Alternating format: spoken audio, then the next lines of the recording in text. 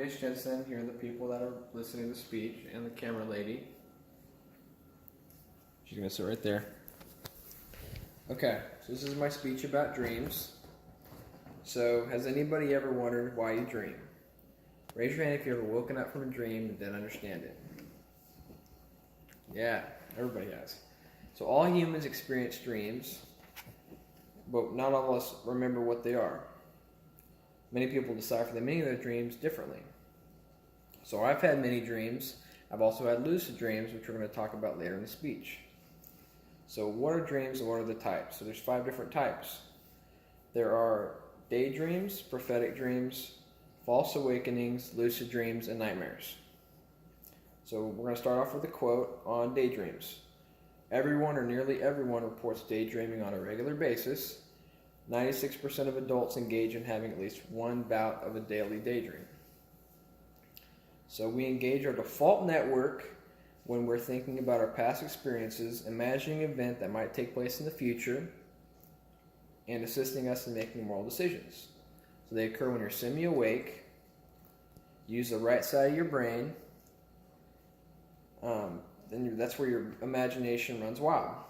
An example of this would be when you're sitting down at class or work and your mind drifts away, and you think about a situation with loved ones or something else. Now that we've looked at daydreaming, let's look at prophetic dreams. So an example of a prophetic dream was a man dreamt of a woman coming to him with an execution order and saying that she was willing to die if he held her hand.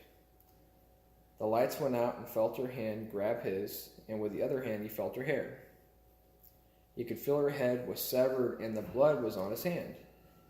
He woke up 2 days later and there was an article posted about a woman, and her name was Miss Hand, which is very weird.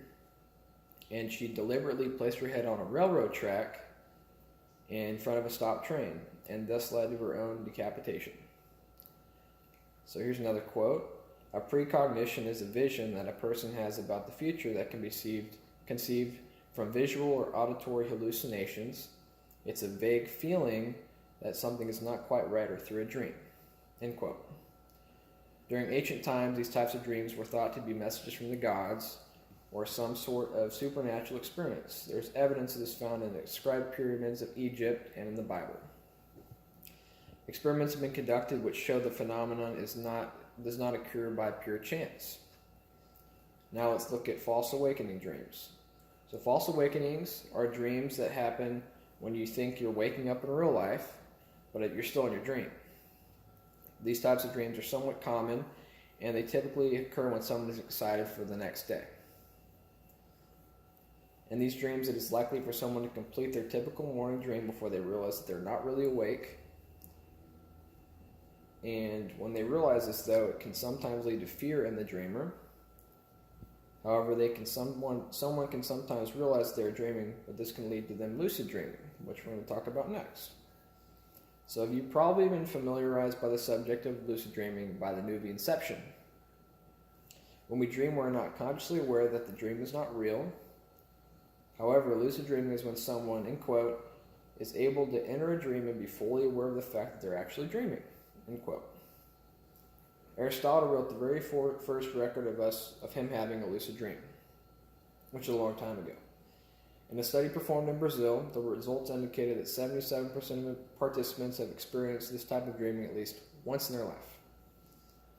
Lucid dreaming occurs during the REM stage of sleep, which is the deepest stage of sleep. For some people who experience it, it occurs spontaneously.